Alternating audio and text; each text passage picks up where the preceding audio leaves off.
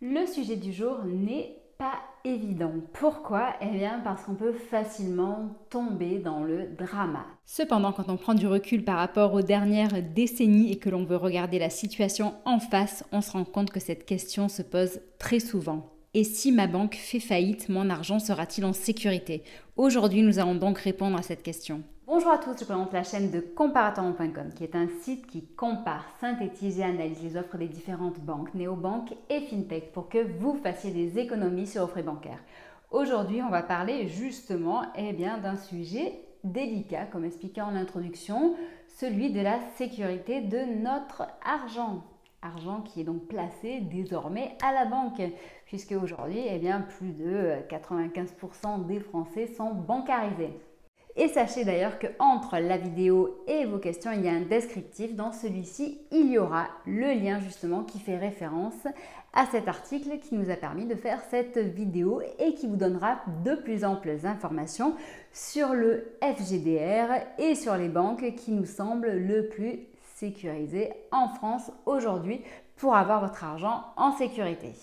À cette grave question de la sécurité de notre argent. Grave question, pourquoi? Eh bien parce que des fois c'est toutes nos économies d'une vie qui se retrouvent à la banque et dans certains cas, on l'a vu, certains pays comme le Liban, n'est-ce pas, les banques font faillite et les gens se retrouvent à devoir braquer leur banque pour récupérer tout simplement leur propre argent. C'est des situations complètement ubuesques.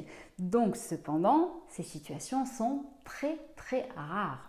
Heureusement. Dans le cadre du Liban, on parlera de bank run. C'est un phénomène autoréalisateur dans le sens où les médias vont annoncer la faillite d'un établissement et dans ce cas, les populations vont se ruer vers celui-ci et retirer l'argent, ce qui accélère le phénomène. Ce phénomène est très rare. Le premier relevé a été en 1797 au UK. Après, on peut noter également aux USA celui de 1907, en Argentine celui de 1998 et donc le dernier en question étant celui du Liban en 2019. Ceci arrive et existe. Mais aujourd'hui, justement, je vais vous demander de ne pas tomber dans le catastrophisme. Oui, tout peut arriver. Une météorite peut me tomber dessus, je peux me faire renverser par un bus en sortant de chez moi, mais n'oubliez pas que le marketing de la peur existe et qu'il est là justement pour nous paralyser, nous empêcher de réfléchir. C'est tout simplement un phénomène génétique et humain. Si vous êtes là, c'est pour prendre du recul et donc justement, sachez que si jamais de votre côté vous êtes bloqué dans votre mécanisme de la peur, d'autres ne le seront pas, vont continuer à avancer, à faire leur vie et vont vous dépasser. Donc ce que je vous propose aujourd'hui, c'est justement d'apprendre vous aussi à vous dépasser. Donc, concrètement et au niveau de la loi, est-ce que votre argent est en sécurité à la banque? Je dirais à la fois oui et non. Oui, pourquoi? Eh bien parce que sachez qu'en France, donc justement, l'État a mis en place un organisme qui s'appelle le FGDR.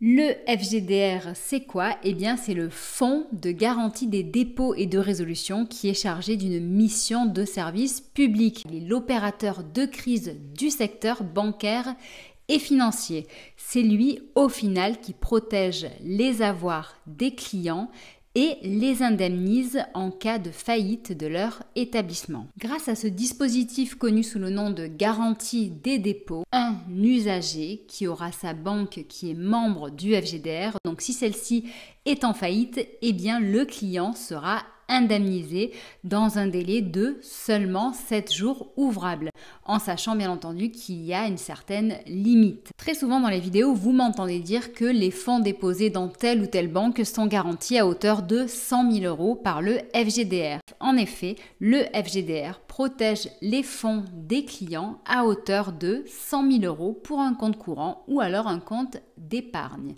en sachant que en plus de ça, il y a également 70 000 euros qui sont prévus au maximum pour une assurance vie et également de nouveau 100 000 euros pour les livrets d'épargne réglementaires comme les livrets A, LDDS, LEP.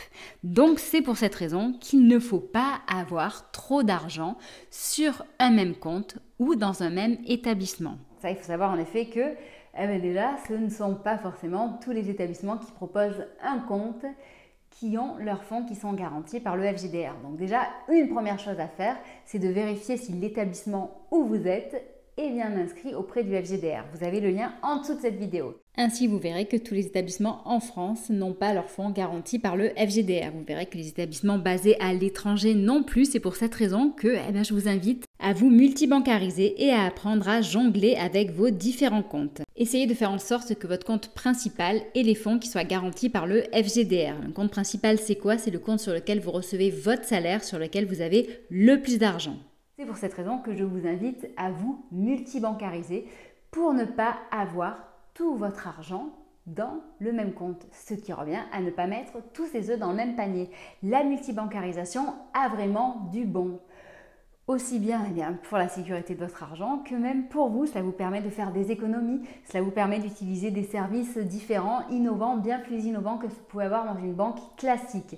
Concernant justement la multibancarisation, j'en parle très souvent sur le site. J'en parle également souvent dans mes vidéos. Donc si vous voulez plus d'informations, dites-le moi en dessous de la vidéo. Je vous indiquerai les vidéos à regarder ou alors les articles à lire si ce sujet vous intéresse.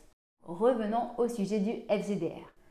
Concrètement, par client et par banque, les fonds sont garantis à hauteur au total de 340 000 €. À savoir 100 000 € pour les comptes courants et livrés, 70 000 € pour les comptes titres, donc c'est-à-dire la bourse, 100 000 € de nouveau pour les livrets réglementés, 70 000 € pour l'assurance vie. Une dernière chose, c'est qu'il y a également 500 000 € de garantie en cas de dépôt exceptionnel. Donc là, ça va être dans le cadre d'une transaction, d'une indemnité judiciaire, d'une succession ou d'une donation. Donc certes, vous me direz, ok, c'est bien sympa, mais qu'est-ce qui se passe si tout le système fait faillite? Donc là, on va parler de l'effet domino, c'est-à-dire que la faillite d'une grosse banque entraîne la faillite d'une autre et ainsi de suite. Donc ceci est vraiment le pire des scénarios et il y a très peu de chances pour que cela arrive. Mais donc, je veux quand même répondre à cette question.